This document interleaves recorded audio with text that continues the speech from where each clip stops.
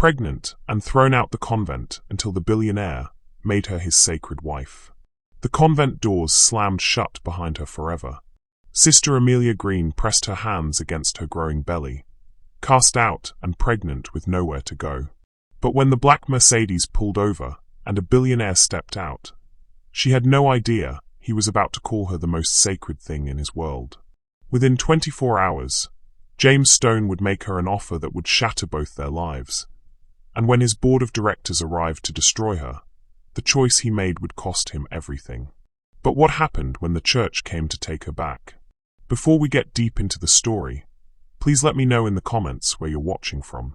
Hit subscribe if you're hooked in and ready to enjoy this story, because tomorrow I have another beautiful story to share with you, and I don't want you to miss it for anything.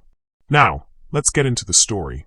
The morning sun cast long shadows across the cobblestone path as Sister Amelia Green stood frozen before the imposing wooden doors of St. Catherine's Convent. Her worn brown habit felt heavier than ever, weighted down not just by the morning dew, but by the secret she could no longer hide beneath its folds. "You have brought shame upon this sacred place." Mother Superior Margaret's voice still echoed in her ears, cold and unforgiving as the stone walls that had been her home for 6 years. "A nun with child, it's an abomination."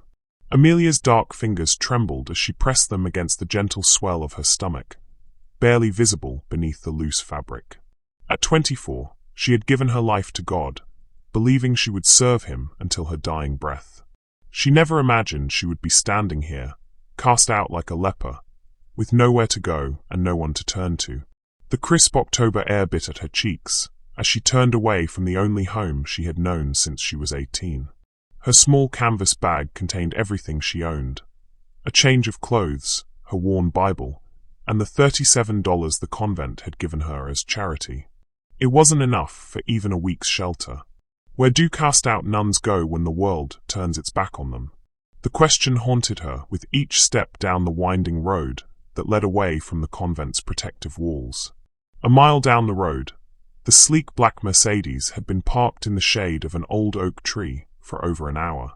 James Stone adjusted his platinum watch and studied the young woman walking slowly along the roadside. From his vantage point, he could see the exhaustion in her shoulders, the defeated slope of her posture. At 52, James had built his fortune on reading people, on seeing what others missed. His steel-grey eyes, which had intimidated countless boardroom rivals, now softened with an emotion he hadn't felt in years. There was something about this woman, something that stirred a protective instinct he thought had died with his late wife, Catherine. He had been returning from his monthly visit to Catherine's grave when he'd stopped to take a call. The sight of this young nun walking alone, clearly in distress, had kept him rooted to this spot far longer than he'd intended. James stepped out of his car, his 6-foot frame imposing even in his casual Saturday attire of dark jeans and a cashmere sweater. His salt and pepper hair caught the sunlight as he approached the woman with careful, measured steps. "Excuse me, sister." His deep voice was gentle, tinged with a slight southern accent that spoke of old money and older manners. "Are you all right?" Amelia stopped walking and turned toward the voice. Her breath caught as she took in the sight of the distinguished man approaching her. His presence was commanding yet somehow safe, and his eyes held a warmth that seemed to see straight through to her soul. She began, then faltered. The habit of honesty that convent life had instilled in her ward with the shame of her circumstances. "I'm quite well, thank you." But even as she spoke, a wave of dizziness swept over her. She hadn't eaten since yesterday morning, and the stress of the past week had taken its toll. Her knees buckled slightly, and she reached out instinctively to steady herself. James moved quickly, his strong hands catching her before she could fall. The moment his fingers touched her arms, both of them felt it, an electric connection that neither could explain. Amelia's dark eyes met his grey ones, and for a heartbeat, the world seemed to stop. "When was the last time you ate?" James asked, his voice rough with concern. The kindness in his tone nearly broke her resolve. Tears she had been holding back for days threatened to spill over. "Yesterday, I think." Without hesitation, James guided her toward his car. "There's a diner about 10 minutes from here. You're going to let me buy you a proper meal. I couldn't possibly. Sister, James interrupted gently, opening the passenger door of his Mercedes. Sometimes accepting help is the greatest gift you can give someone. Please, let me help you. The leather seats of the Mercedes enveloped Amelia like a warm embrace as they drove toward town. She had never been in such an expensive car, never experienced this level of luxury. The man beside her, she realized she didn't even know his name, drove with quiet confidence, stealing glances at her when he thought she wasn't looking. I'm James Stone, he said finally, as if reading her thoughts. Sister A.M., she caught herself, the title feeling foreign now. Amelia Green. Well, Amelia Green, James said, and the way he spoke her name made something warm unfurl in her chest. I have a feeling this is the beginning of something neither of us expected. The diner James chose was a small, family-owned place called Mabel's, with red checkered tablecloths, and the kind of home-style cooking that reminded you of everything good about simpler times. As they settled into a corner booth, Amelia couldn't help but notice how James seemed to fill the space around him with his presence, yet somehow made her feel completely at ease. Order whatever you want, James said, sliding the menu toward her. And I mean anything. As Amelia perused the menu, James found himself studying her profile. Even in distress, even in the plain brown habit, she was breathtakingly beautiful. Her rich, dark skin seemed to glow from within, and her natural hair, mostly hidden beneath her veil, framed a face that was both delicate and strong. But it was her eyes that captivated him. Deep brown pools that held pain, yes, but also an unshakable inner strength. The pancakes look wonderful, Amelia said softly, though James noticed she was looking at the prices rather than the descriptions. Pancakes it is, James smiled, then flagged down the waitress. We'll have the full breakfast special, pancakes, eggs, bacon, hash browns, and orange juice. Actually, make that 2 orders. When the waitress left, and comfortable silence settled between them. Finally, James leaned forward slightly. Amelia, I don't want to pry, but I can see you're going through something difficult. If you feel comfortable sharing, I'd like to listen.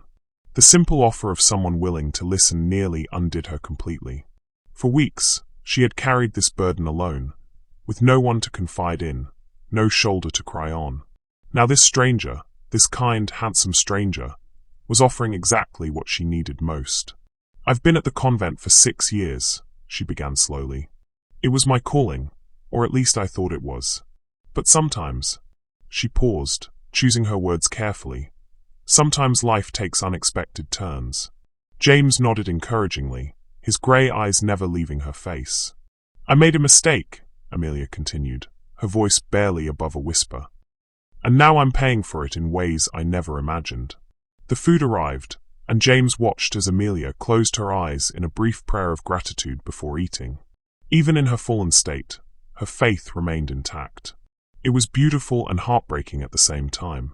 As she ate, color returned to her cheeks, and James felt a satisfaction he hadn't experienced in years. There was something about caring for this woman that awakened parts of his soul he thought had died with Catherine. What about you? Amelia asked between bites. What brings a man in an expensive car to a small-town diner on a Saturday morning? James smiled ruefully. I was visiting my wife's grave. She's buried in the cemetery about 5 miles from here. Oh, Amelia's face fell. I'm so sorry for your loss. Thank you. Catherine died 3 years ago. Cancer. James's voice was steady, but Amelia could see the pain that still lingered in his eyes. We never had children, so it's been quiet since then. A thought struck Amelia then, wild and impossible. Here was a man who had lost his wife, who was alone in his big empty world. And here she was, carrying a child she couldn't provide for, with nowhere to go. Could it be that God had orchestrated this meeting? James, she said suddenly, then stopped herself. It was too bold, too presumptuous. What is it, Amelia? She took a deep breath, gathering her courage. Do you believe in divine providence? James considered the question seriously. I believe that sometimes people come into our lives exactly when we need them most. Their eyes met across the table, and something shifted between them. It was the beginning of an understanding, a connection that would change both their lives forever. What do you think brought James and Amelia together at this exact moment? Was it chance or something more? Share your thoughts about fate and unexpected encounters in the comments below. The silence in James's Mercedes felt different on the drive back, charged with possibility and unspoken questions. Amelia sat with her hands folded in her lap, acutely aware of the man beside her and the way his presence seemed to fill every empty space in her heart. "Where were you planning to go?" James asked gently as they approached the fork in the road where he had first found her. The question she had been dreading. Amelia stared out the window at the passing landscape, her reflection ghost-like in the glass. "I honestly don't know," she admitted. "I have enough money for maybe 2 nights at a motel, but after that..." She trailed off, unwilling to voice the terrifying uncertainty that lay ahead. James pulled the car over to the side of the road and turned to face her fully. In the afternoon light filtering through the windows, Amelia looked impossibly young and vulnerable, yet there was a strength in her bearing that spoke of deep reserves of courage. "Amelia," James said, his voice careful and measured, "I have a proposition for you." Her dark eyes met his, wary but hopeful. "I have a large house, too large for one person really. There are guest quarters that are completely private, with their own entrance. You could stay there while you figure out your next steps." Amelia's breath caught. "James, I couldn't possibly." "You could earn your keep," he continued quickly. "Catherine always wanted a proper garden, but I never had time to maintain it. You could help with that, maybe some light housekeeping. It would be a legitimate arrangement." The offer was more than generous. It was a lifeline thrown to a drowning woman. But Amelia had learned to be cautious of gifts that seemed too good to be true. "Why?" she asked simply. "Why would you help a stranger?" James was quiet for a long moment, his hands resting on the steering wheel as he stared out at the road ahead. When he spoke, his voice was raw with honesty. "Because when Catherine was dying, she made me promise that I wouldn't let grief turn me into a bitter old man. She said that when the opportunity came to help someone, to really make a difference in someone's life, I should take it." He turned to look at Amelia again. "I think this is that opportunity." Tears spilled over Amelia's cheeks before she could stop them. "I don't understand how someone I just met can show me more kindness than the people who were supposed to be my family." Without thinking, James reached over and gently wiped away her tears with his thumb. The intimate gesture sent electricity through both of them, and neither pulled away. "Sometimes," James said softly, "family isn't about blood or vows made in youth. Sometimes it's about choice." The drive to James's estate took them through rolling hills dotted with horse farms and ancient oak trees. When they finally turned through ornate iron gates and up a tree-lined drive, Amelia gasped at her first sight of the stone mansion. The house was a masterpiece of Georgian architecture, all warm brick and white columns, with perfectly manicured grounds that spoke of old money and older traditions. It was beautiful, but not ostentatious, elegant in the way that only true wealth could achieve. "It's beautiful," Amelia whispered as James parked in the circular drive.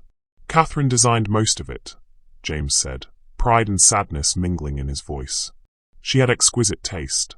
As they walked toward the front door, James found himself seeing his home through Amelia's eyes. The grand foyer with its sweeping staircase and crystal chandelier, the formal living room with its Persian rugs and antique furniture, all of it suddenly felt cold and empty compared to the warmth this woman brought just by being present. "Mrs. Patterson," James called as they entered. A woman in her 60s appeared from what Amelia assumed was the kitchen, her grey hair pulled back in a neat bun, and her kind eyes taking in the unexpected guest with interest. "Mrs. Patterson, this is Amelia Green. She'll be staying in the guest quarters and helping with the gardens." If the housekeeper was surprised by this sudden announcement, she hid it well. "Welcome, Miss Green. I'm sure you'll find everything comfortable." "The guest quarters are this way," James said, leading Amelia through the house toward a side entrance. The guest suite was more luxurious than any place Amelia had ever lived. There was a sitting room with a fireplace, a bedroom with French doors that opened onto a private patio, and a kitchenette stocked with essentials.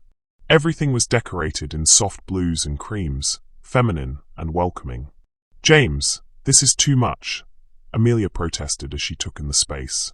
"Nonsense," James replied, though he seemed nervous, running his hand through his hair in a gesture that made him appear younger.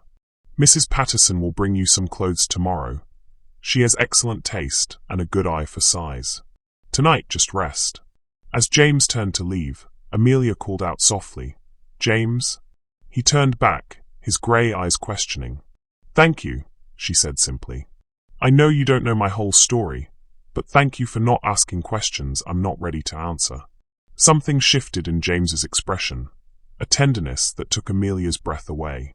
"When you're ready to tell me, I'll be ready to listen." After he left, Amelia sank onto the plush sofa and allowed herself to truly cry for the first time since leaving the convent. But these weren't tears of despair. They were tears of relief, of gratitude, of a hope she was afraid to fully acknowledge. That evening, Mrs. Patterson appeared with a tray of dinner and a warm smile.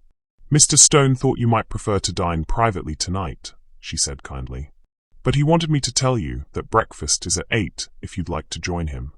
As Amelia ate the delicious meal, roasted chicken with herbs, fresh vegetables, and bread that was still warm from the oven, she couldn't stop thinking about James. There was something about him that called to her on a level deeper than mere gratitude. When he looked at her, she felt seen in a way she never had before, not even in her religious life. But with that thought came guilt. She was carrying another man's child, the result of one night of weakness that had cost her everything she thought she believed in. How could she even entertain romantic thoughts about James when her situation was so complicated? The next morning, Amelia woke to sunlight streaming through the French doors and the sound of birds singing in the garden beyond.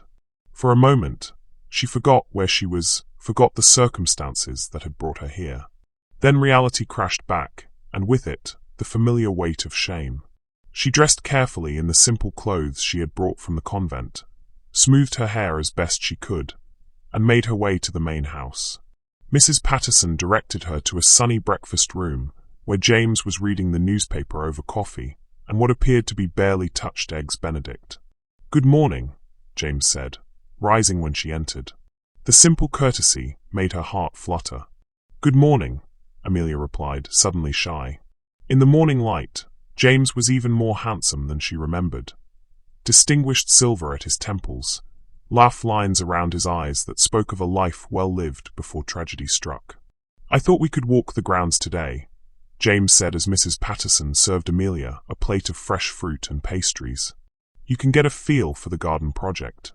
The gardens were extensive, but clearly neglected. Catherine's original design was still visible, formal rose gardens, herb patches, and winding paths through more naturalistic plantings.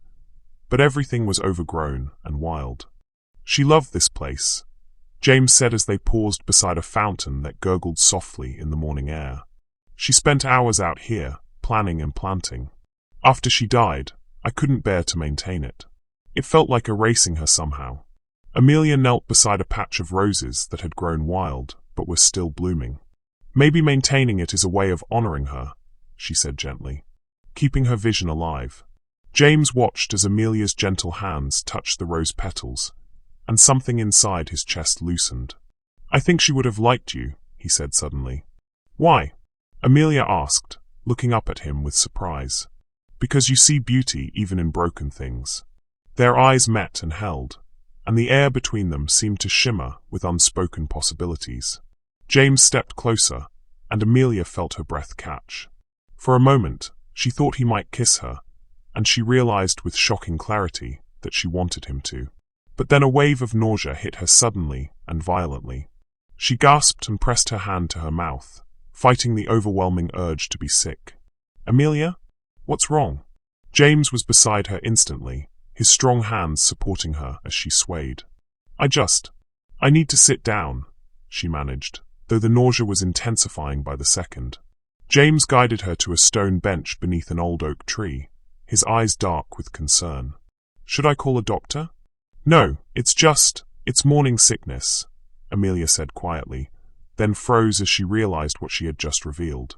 The silence stretched between them, heavy with the weight of her confession.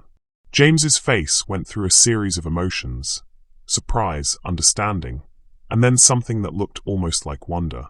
"You're pregnant," he said softly. It wasn't a question. Amelia closed her eyes, unable to meet his gaze. "Yes. That's why they threw me out. A pregnant nun is unacceptable." "How far along?" James asked, his voice gentle and completely free of judgment. 3 months, she whispered. "I found out 6 weeks ago." James was quiet for so long that Amelia finally opened her eyes to look at him. Instead of the disgust or disappointment she expected, she saw something that made her heart race, a fierce protectiveness that took her breath away. "The father?" James asked carefully. "Gone," Amelia said simply. It was a mistake. One night when I was struggling with my faith, questioning everything. He was kind to me when I was lost, and I thought." She shook her head. "It doesn't matter. When I told him, he made it clear he wanted nothing to do with me or the baby." James felt a surge of anger toward this unknown man who had left Amelia to face this alone. But beneath the anger was something else, a growing certainty that felt both crazy and completely right. "Amelia," James said, reaching for her hands. "Look at me." Reluctantly, she raised her eyes to his. "That baby you're carrying, it's not a mistake. You're not a mistake. And anyone who would abandon you doesn't deserve a place in your life." "James, I want to ask you something," James interrupted, his voice intense. "And I want you to really think about it before you answer." Amelia nodded, her heart pounding. What if you didn't have to face this alone? What if you had someone who wanted to protect you and care for you, not in spite of your pregnancy, but including it? "What are you saying?" Amelia whispered. James took a deep breath, knowing he was about to change both their lives forever. "I'm saying marry me, Amelia. Let me give you and your baby my name, my protection, my devotion. Let me make you my sacred wife." The words hung in the air between them like a bridge neither had expected to find. Amelia stared at him in shock, her mind reeling. "James, you don't understand what you're saying. You barely know me. And I'm carrying another man's child." "You're carrying an innocent child who deserves love and security," James said firmly. "And I know enough about you to see that you're kind, strong, and beautiful inside and out.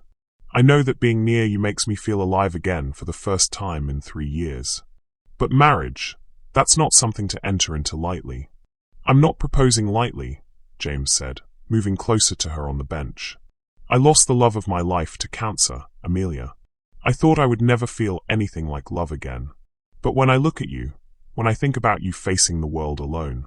He cupped her face gently in his hands.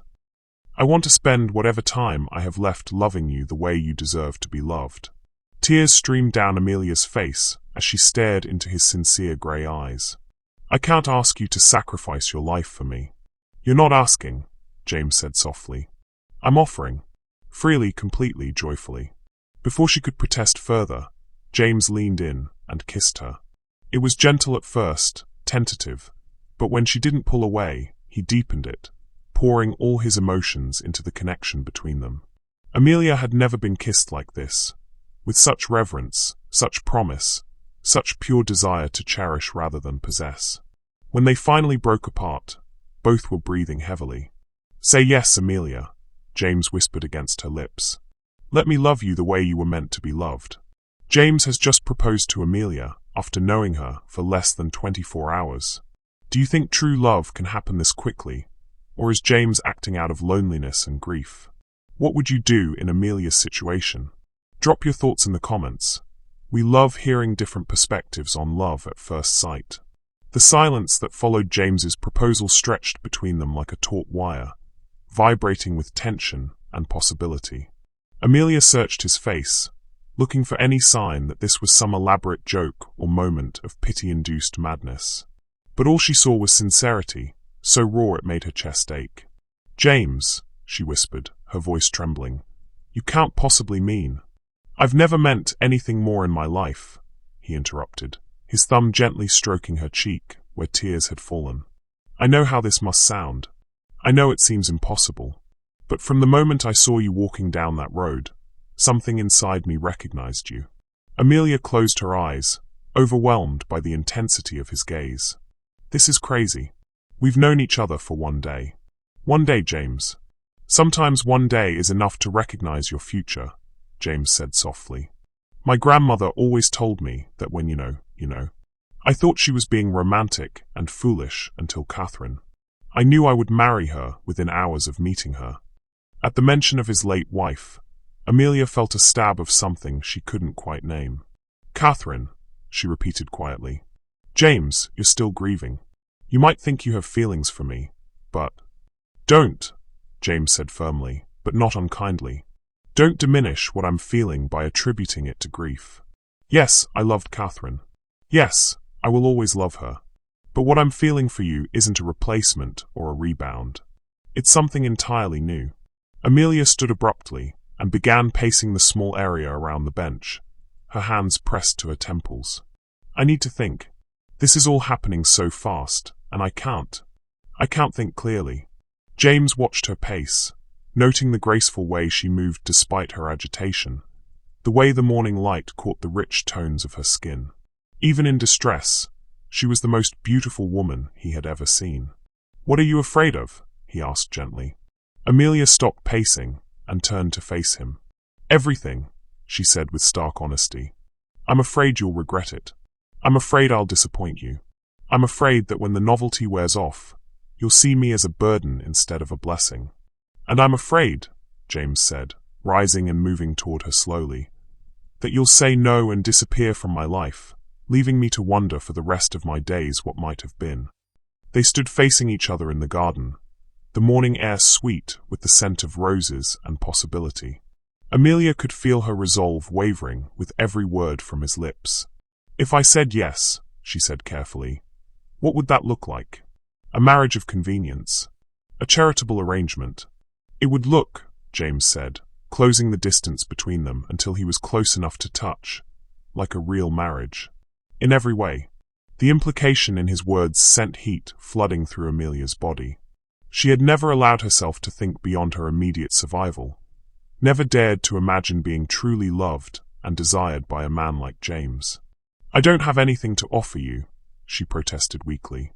No money, no family connections, no social standing. And I'm carrying another man's child.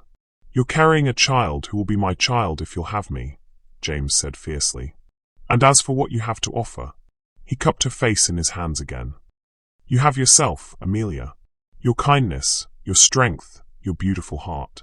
That's worth more than all the money and connections in the world. Before she could respond, the sound of a car coming up the drive interrupted them. James frowned and glanced toward the house. I'm not expecting anyone, he said, but his expression darkened as a familiar black sedan came into view. Damn. What is it? Amelia asked, noting the tension that had suddenly appeared in his shoulders.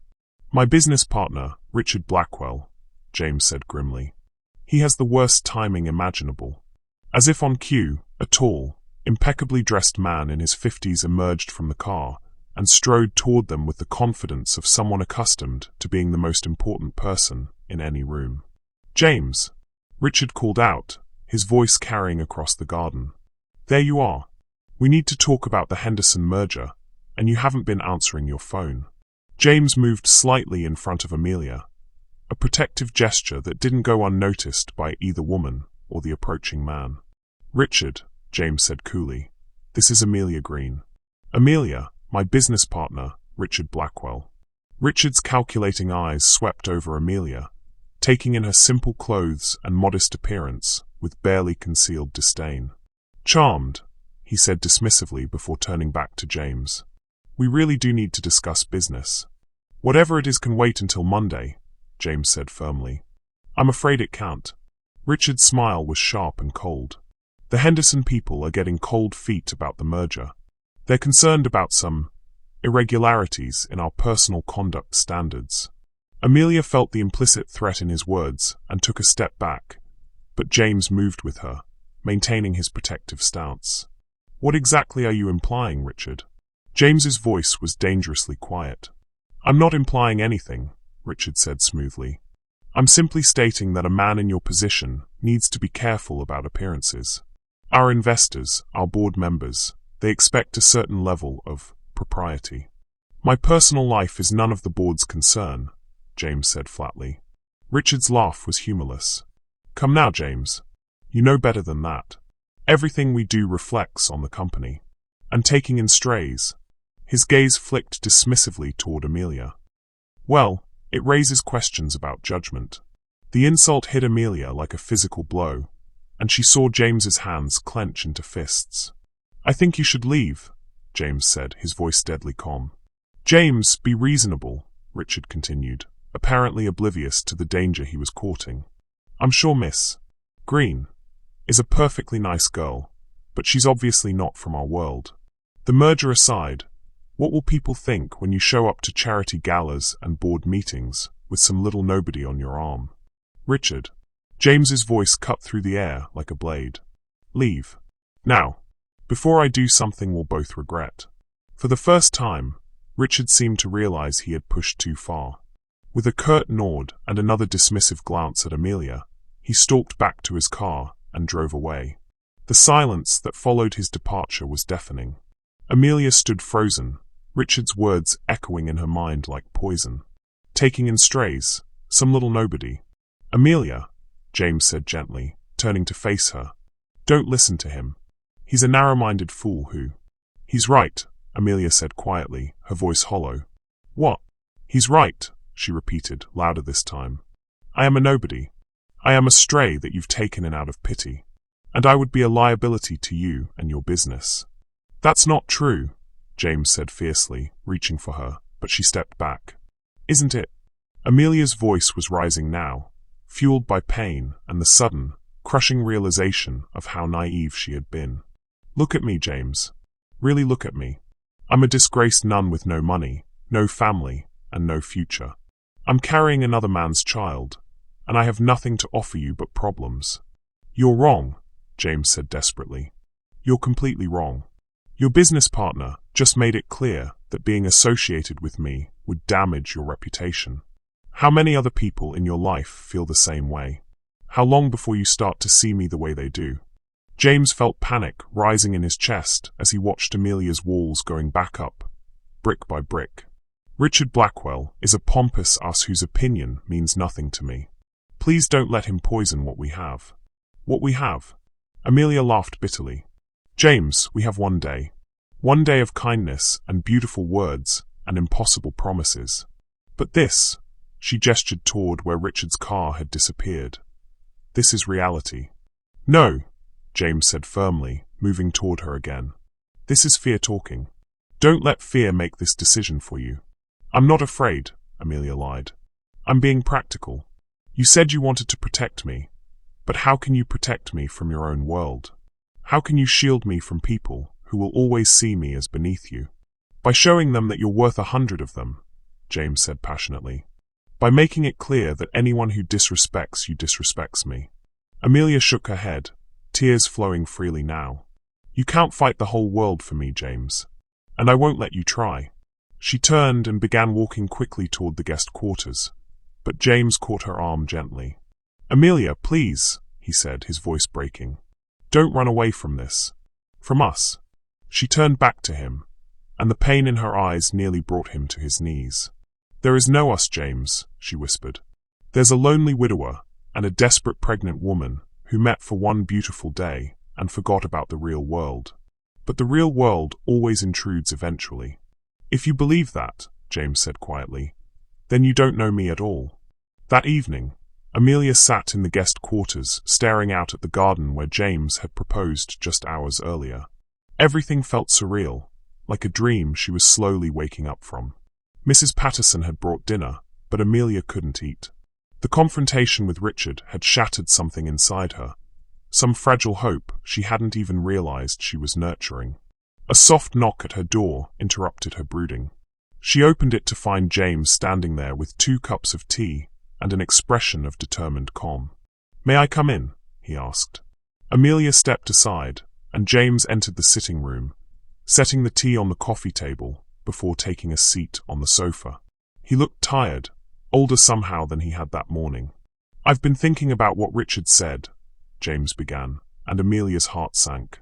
Here it was, The moment he would come to his senses and withdraw his impossible offer. And I've decided, James continued, that he was right about one thing. Amelia's breath caught. I do need to be more careful about appearances, James said.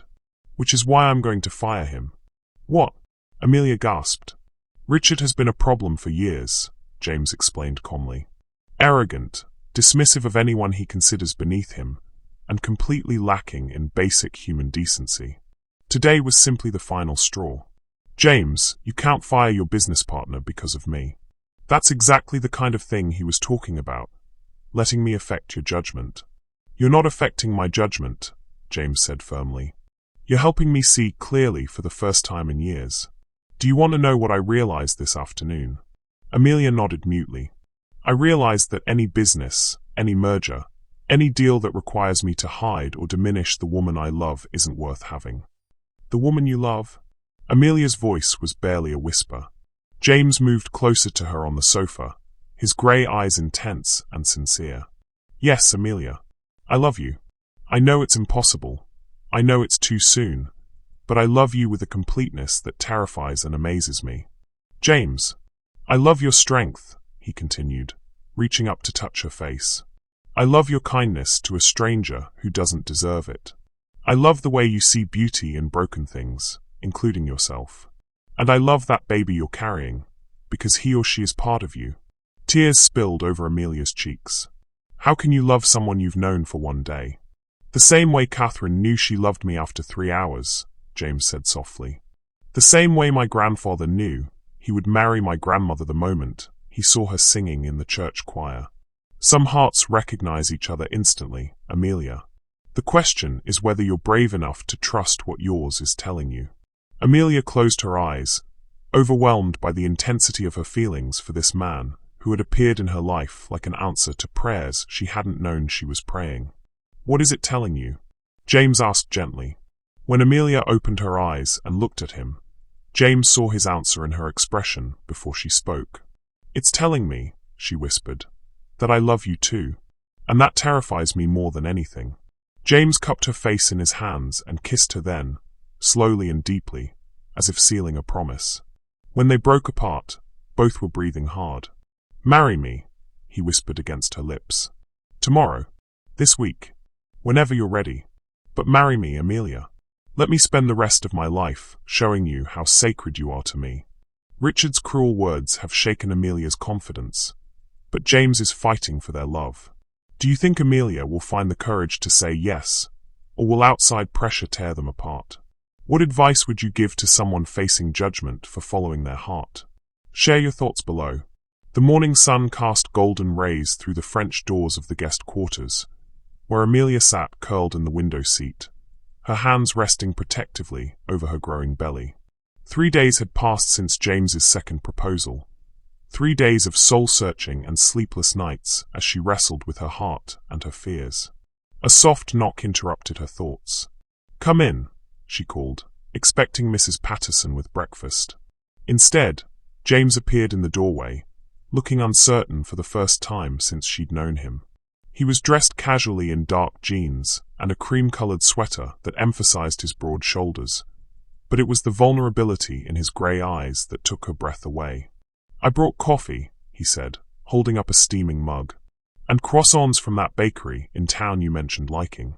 James, Amelia said softly, you don't have to keep. I wanted to, he interrupted gently. I like taking care of you, Amelia. It doesn't feel like an obligation. It feels like a privilege. He set the food on the small table by the window and took the chair across from her, careful to maintain some distance. The consideration in that simple gesture made her heart ache. I've been thinking, Amelia began, then stopped, unsure how to voice the tangle of emotions inside her. About my proposal? James asked quietly. About everything. About us, about the baby, about what kind of life I want to build. She looked down at her hands. I never had choices before, James. In the convent, every decision was made for me. When to wake, when to pray, when to eat, how to live. For the first time in my adult life, I have the power to choose my own path. James leaned forward slightly. And what does your heart tell you to choose? Before Amelia could answer, The sound of multiple cars pulling up the drive interrupted them. James frowned and moved to the window, his expression darkening as he saw what awaited them. "Who is it?" Amelia asked, noting the tension that had suddenly filled his frame. "My board of directors," James said grimly. "All of them. And Richard." Amelia's stomach dropped. "They're here because of me, aren't they?" James turned from the window, his jaw set with determination. "They're here because Richard has been spreading poison, trying to force a confrontation. But Amelia, I need you to know, whatever they say, whatever threats they make, it doesn't change how I feel about you." The knock on the front door echoed through the house, and James squeezed Amelia's hand gently. "Stay here. I'll handle this." "No," Amelia said, standing with sudden resolve. "If this is about me, I should face it." James searched her face. "Are you sure?" "I'm tired of running," she said firmly. "And I'm tired of other people making decisions about my life." Together, they walked to the main house, where Mrs. Patterson was leading a group of stern-faced men in expensive suits into the formal living room. Richard stood among them with a smug expression that made Amelia's skin crawl. "Gentlemen," James said coolly as he and Amelia entered the room. "To what do I owe this unexpected visit?" "James," said an elderly man with silver hair and cold blue eyes, clearly the leader of the group. "We need to discuss some concerning developments regarding your personal situation." "My personal situation is none of the board's business, Harrison," James replied evenly. "I'm afraid it is when it threatens the stability of our company," Harrison continued. "Richard has informed us about your house guest, and we're concerned about the implications." "The only implication," James said, his voice dangerously quiet, "is that Richard has been grossly overstepping his bounds." "Come now, James," Richard interjected smoothly. "We're all friends here. We simply want what's best for the company. And for you." "What's best for me," James said, moving protectively closer to Amelia, "is not up for debate by this board." Harrison's gaze shifted to Amelia, and she felt stripped bare under his calculating stare. "Miss Green, isn't it? Perhaps you could help us understand your relationship with Mr. Stone." Amelia felt every eye in the room focused on her, judging her, finding her wanting. The old shame tried to rise up and swallow her, but then she felt James's hand slip into hers, strong and steady and reassuring. "My relationship with James," she said clearly, "is exactly what it appears to be. I'm a woman who was lost, and he's a man who chose to help me." "How charitable of him," Richard said with a sneer. "Though one wonders what kind of help a pregnant nun really needs." The words hit the room like a bomb. Several of the board members exchanged shocked glances, and Harrison's face darkened with disapproval. "Pregnant?" Harrison repeated, his voice sharp with disgust. "James, please tell me you haven't gotten involved with some fallen religious who—" "Careful, Harrison," James interrupted, his voice like ice. "You're about to say something you'll regret." "The child isn't James's," Amelia said suddenly, her voice ringing clear in the tense room. "If that's what you're wondering, I was pregnant before I met him." "Even worse," muttered one of the younger board members. "At least if it were his, there'd be some responsibility involved." "There is responsibility involved," James said fiercely. "My responsibility? To protect the woman I love and the child she's carrying." "Love?" Richard laughed harshly. "James, surely you can't be serious. She's clearly taking advantage of your grief and loneliness." "That's enough," James said, stepping forward, but Amelia's voice stopped him. "No," she said firmly. "Let me answer this." She looked around the room at all the judgmental faces, and something inside her shifted. Not the broken shame she'd carried for months, but a fierce, protective strength she didn't know she possessed. "You want to know about my relationship with James?" she said, her voice growing stronger with each word. "He saved my life. Not just my physical life, but my soul. He looked at a broken, desperate woman and saw someone worth saving. Someone worth loving." "How convenient for you," Richard said coldly. "Convenient?" Amelia repeated, her eyes flashing. "You think this is convenient? You think I wanted to fall in love with a man whose world sees me as beneath them? You think I wanted to care so deeply about someone that the thought of bringing shame to his name keeps me awake at night? The room fell silent, and Amelia realized she had just admitted her feelings publicly for the first time. "I love James Stone," she continued, her voice unwavering now. "I love his kindness, his strength, his capacity to see beauty in broken things. And yes, I'm pregnant with another man's child.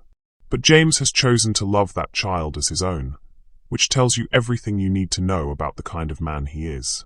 "Pretty words," Harrison said dismissively. "But the fact remains that your presence in his life is a liability. We cannot have our CEO associated with your kind of scandal." "Then perhaps," James said quietly, "you need a new CEO." The room erupted in shocked murmurs. "James, don't be hasty," Harrison said quickly. "We're simply trying to protect the company's interests. By demanding I choose between my personal happiness and my professional responsibilities?" James asked. "By treating the woman I love like she's something shameful to be hidden away?" "We're offering you a choice," Richard said. "The company you've built, the legacy you've created, or—" He gestured dismissively toward Amelia. "This temporary infatuation." James looked around the room at the faces of men he had considered colleagues, even friends. Men who were now asking him to sacrifice his heart for their approval. "Gentlemen," James said calmly, "you're right that this is a choice. And I've made it." He turned to Amelia, and the love in his eyes took her breath away. "Amelia Green," he said, his voice carrying clearly through the silent room. "Will you marry me? Will you be my wife, my partner, my sacred love for whatever time we have on this earth?" The question hung in the air like a challenge thrown down before the entire board. Amelia felt the weight of their disapproval, their judgment, their certainty that she would ruin this good man's life. And then she looked into James's eyes and saw her future. Not a future of hiding or shame, or settling for less than she deserved, but a future of being loved completely and loving completely in return. "Yes," she whispered, then louder. "Yes, James. I'll marry you." James's face broke into a smile of pure joy, and he pulled her into his arms, kissing her deeply while the board watched in stunned silence. When they broke apart, Harrison cleared his throat. "James, I hope you understand the consequences of this decision." "I understand perfectly," James replied, his arms still around Amelia. "You'll have my resignation on your desk by Monday morning." "James, no," Amelia protested. "You can't give up everything for me." "I'm not giving up everything," James said softly, cupping her face in his hands. "I'm choosing everything that matters." The board members filed out in uncomfortable silence, Richard shooting poisonous looks over his shoulder. When the house was finally quiet again, James and Amelia stood alone in the formal living room, the magnitude of what had just happened settling over them. "You just walked away from your entire career," Amelia said, panic creeping into her voice. "James, what have we done?" "We've chosen love over fear," James said simply. "And I've never been more certain of anything in my life."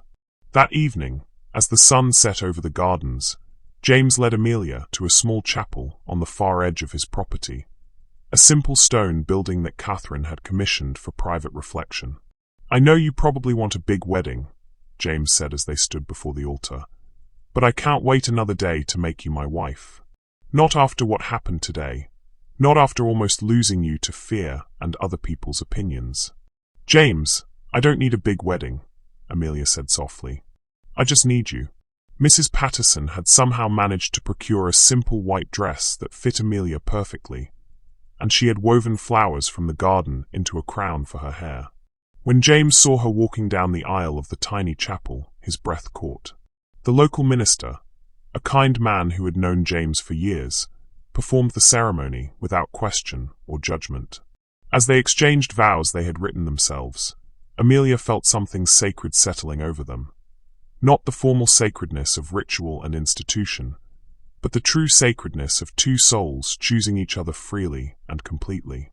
"Amelia," James said, his voice thick with emotion, "I promise to love you and the child you carry as the most precious gifts I've ever received. I promise to protect you, cherish you, and spend every day showing you how sacred you are to me." "James," Amelia replied, tears streaming down her face, "I promise to love you with all the courage I can find. I promise to trust in this gift we've been given, and to build a life with you based on love, not fear. When the minister pronounced them husband and wife, James kissed Amelia with a passion that made her knees weak. They were married, officially, legally, sacredly married. That night, in the master bedroom that James had never shared with anyone since Catherine's death, he made love to his new wife with a tenderness that brought them both to tears. Every touch was worship, every kiss a prayer of gratitude for the miracle that had brought them together. "Are you sure?"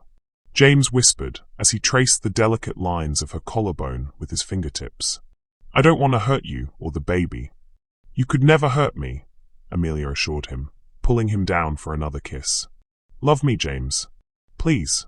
Their lovemaking was slow and reverent, a celebration of their new union and the love that had bloomed so unexpectedly between them. James worshipped every inch of her body with his hands and mouth, marveling at her beauty, her strength, her willingness to trust him with her heart. When they finally lay entwined in the aftermath, Amelia's head resting on James's chest, she felt a peace she had never known before.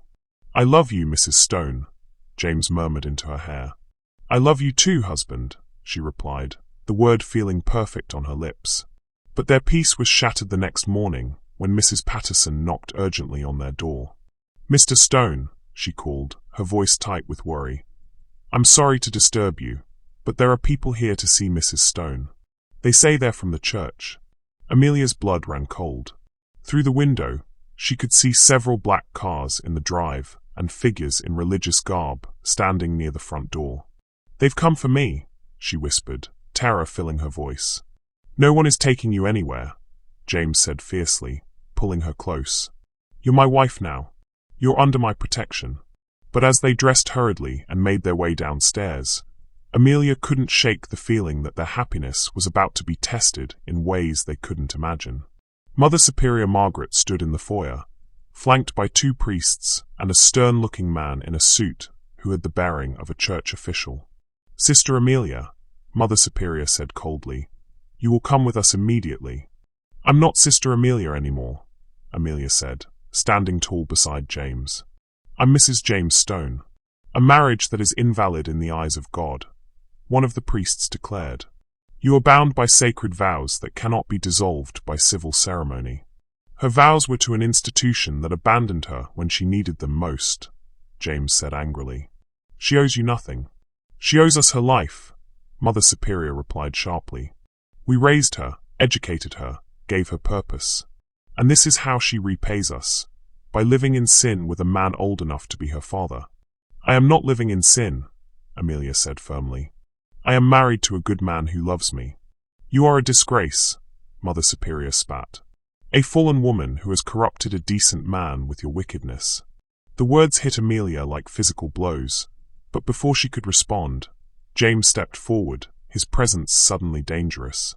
"Get out," he said quietly, his voice lethal. "Get out of my house before I have you arrested for trespassing."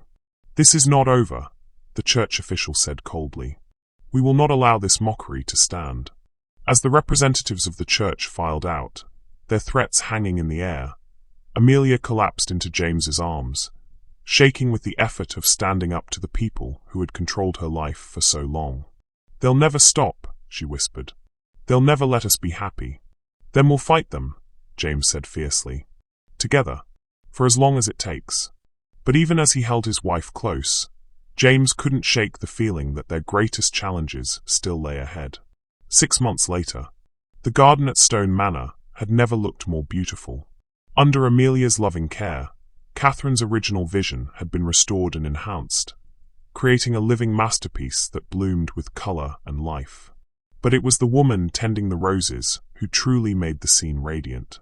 Amelia Stone, now 8 months pregnant, moved slowly among the flower beds, her hand resting on her rounded belly as she spoke softly to the child within. The morning sun caught the gold band on her finger, a simple, elegant circle that James had placed there 6 months ago, promising her a lifetime of love and devotion. "Good morning, little one," she murmured, pausing beside the fountain where James had first proposed. "Your daddy should be back from his meeting soon, and then we'll have breakfast in the garden like we do every Sunday." The transformation in both their lives had been remarkable. After walking away from his corporate empire, James had started a small investment firm focused on ethical businesses and charitable foundations. It was work that fed his soul rather than just his bank account, and he had never been happier. The board's threats had proven empty. Without James's leadership and reputation, the company had struggled, while his new venture flourished beyond all expectations. As for the church's intimidation tactics, they had crumbled in the face of James's legal team and his unwavering determination to protect his wife. When Mother Superior Margaret had attempted to claim that Amelia's marriage was invalid, James had quietly arranged for a meeting with the bishop himself. Whatever was said in that private conversation, the harassment stopped immediately, and they had heard nothing from the convent since. "There's my beautiful wife," James's voice came from behind her, warm with love and wonder that had only deepened over the months of their marriage. Amelia turned, her face lighting up at the sight of her husband. At 52, James had somehow grown more handsome in the glow of their happiness. The tension lines around his eyes had smoothed, replaced by laugh lines, and his step had the energy of a much younger man. "How did the meeting go with the Children's Foundation?" Amelia asked as James approached, his arms immediately coming around her from behind, his hands joining hers on their growing child. "Perfectly," James murmured, pressing a kiss to her neck. "They've agreed to partner with us on the scholarship program. Thanks to you, a dozen young women from difficult circumstances will get full college educations this year." It had been Amelia's idea to establish a foundation for pregnant women in crisis, providing housing, education, and support for those who found themselves in situations similar to her own. James had embraced the project wholeheartedly, seeing it as a way to honor both his wife's experience and Catherine's memory. "The baby's been active this morning," Amelia said, leaning back against James's solid warmth. "I think he or she approves of the foundation work." "Smart baby," James said, his voice filled with the wonder that still amazed him every time he felt their child move. Taking after both parents, they stood together in comfortable silence, watching the morning light dance across the garden they had created together. It was a perfect moment, the kind that made Amelia's heart overflow with gratitude for the journey that had brought them here. "James," she said suddenly, a note of urgency in her voice. "What is it, sweetheart?" James asked, immediately alert. "I think." Amelia paused, her eyes widening. "I think it's time." The next few hours passed in a whirlwind of activity. Mrs. Patterson, who had become like a mother to Amelia, took charge with military precision, calling the midwife and preparing the master bedroom, while James paced nervously, alternating between calm supportiveness and barely contained panic. "First babies take their time," the midwife, a kind woman named Sarah, assured James as he hovered anxiously near the bed where Amelia was laboring. "Your wife is doing beautifully." And she was. Despite the pain, Amelia radiated a strength and joy that took James's breath away. She had insisted on a home birth, wanting their child to enter the world in the place where their love had bloomed, and James would have given her anything she asked for. "I can see the head," Sarah announced, and James felt his knees go weak with emotion. "You're almost there, sweetheart," he whispered to Amelia, holding her hand as she pushed with all her strength. "Our baby is almost here." With one final push and a cry that seemed to shake the very foundations of the house, Amelia brought their child into the world. "It's a girl," Sarah announced, and the sound of a baby's cry filled the room. James stared in wonder as the midwife cleaned and wrapped their daughter, his eyes filling with tears he didn't try to hide. When Sarah placed the baby in Amelia's arms, both parents wept openly at the miracle before them. "She's perfect," Amelia whispered, studying the tiny face with its perfect features and dark skin that matched her own. "Look at her, James. She's absolutely perfect." "Just like her mother," James said softly, leaning down to kiss both his wife and daughter. "What should we call her?" Amelia looked up at him with tears of joy streaming down her face. "Grace," she said without hesitation. "Grace Catherine Stone."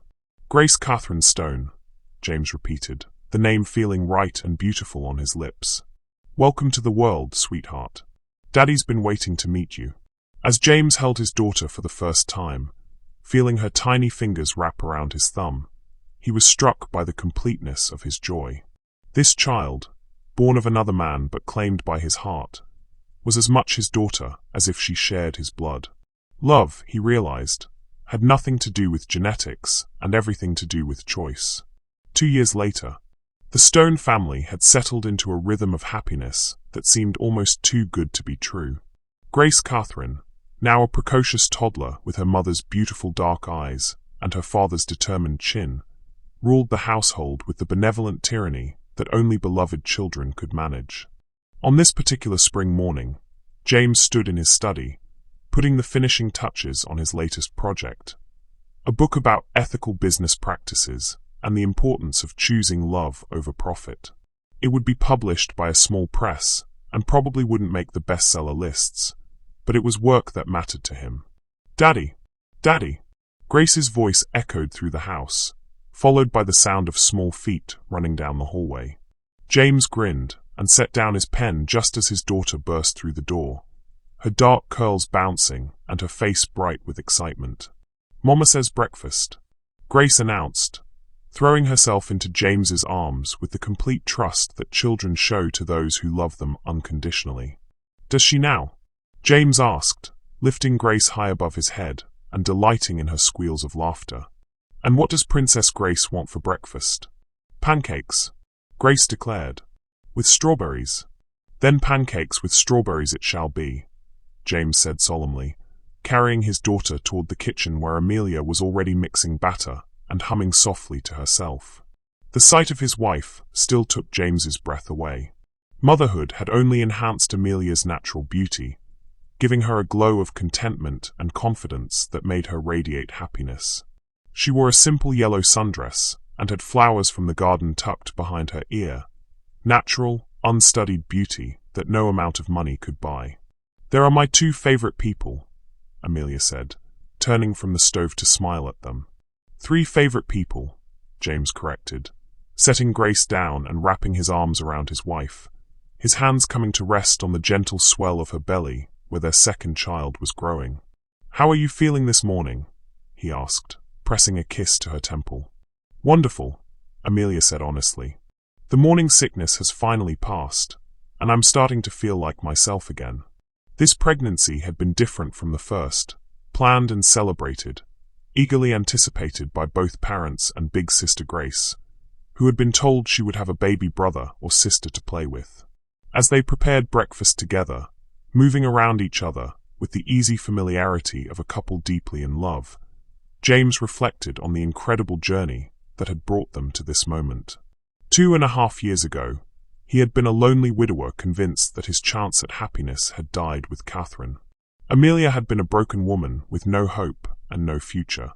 Now they were a family, complete, happy, and more in love than ever.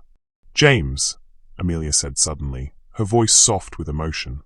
"What is it, sweetheart? Do you ever think about that first day?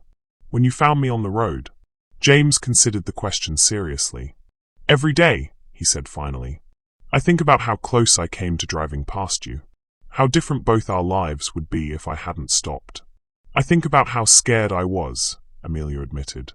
"How convinced I was that I didn't deserve to be loved, that I was too broken to be worth saving." "And now?" James asked gently. Amelia looked around at their beautiful home, at their daughter playing happily at their feet, at the man who had seen her worth when she couldn't see it herself.